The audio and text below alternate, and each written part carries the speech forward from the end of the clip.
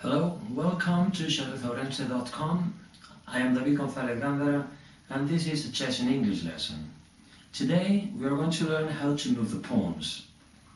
The pawn is this piece here. This is a white pawn and each player has 8 pawns.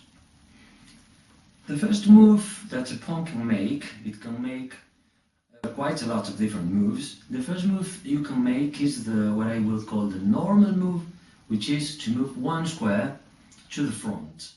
So that would be one square to the front. You can do this move unless the square you want to go is blocked. For example, if there is a black pawn just in front of the white pawn, you cannot move. But in any other case, you are allowed to move one square. The second move that a pawn can make is to move 2 squares, but you can only do that if the pawn hasn't moved yet. If the pawn is in the initial position, it's okay to move 2 squares, but not if you already moved. Once I moved the pawn here, I cannot move 2 squares again. But you can move 2 squares any other pawn. It hasn't got to be the first move in the game. You can do any other time, unless of course it is blocked.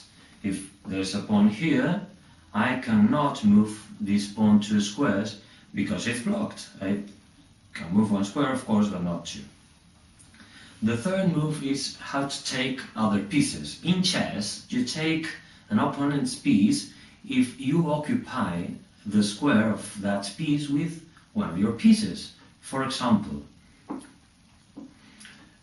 in this position, the white pawn can take the black pawn and you can put the pawn on the square the black pawn was before. And you can only do this in diagonal. You cannot take a pawn which is in front of your pawn. We already talked about that. This is blocked, it cannot move.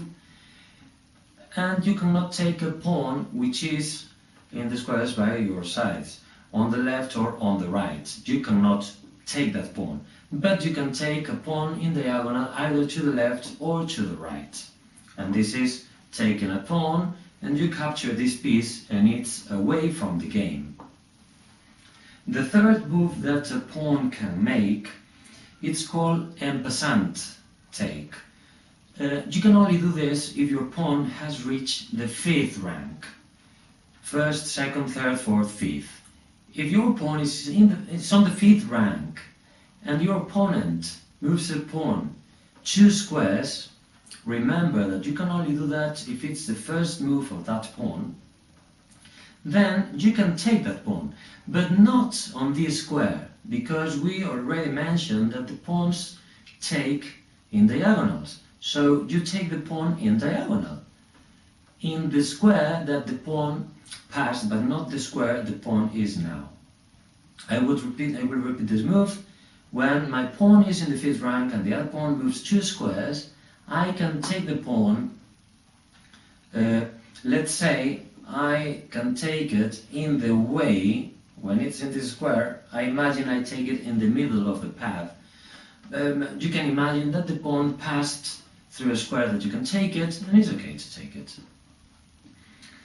The final move that a pawn can make is to promote.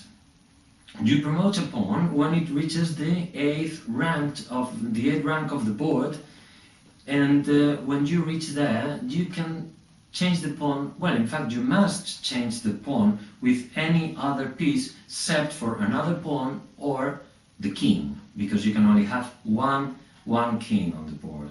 So, imagine my pawn is here in this position. I can take that rook and I promote that pawn. I can take any other piece. I can take a bishop, a knight. Of course, it has to be a piece that is not on the board. So if I only have one set of pieces, I have a problem. But I can take a knight, a bishop, a rook, or a queen. Not other pawn and not a king. And remember, if you want a queen and you only have a rook available, don't use an inverted rook, because if in this competition the arbiter sees that, it's going to be a rook and you can have problems. Either remember to change with a piece before, for instance, pressing the clock, because if you don't do that, it's considered an illegal move and you can have problems too. Okay, that's all for today. Thanks for watching. See you in the next video.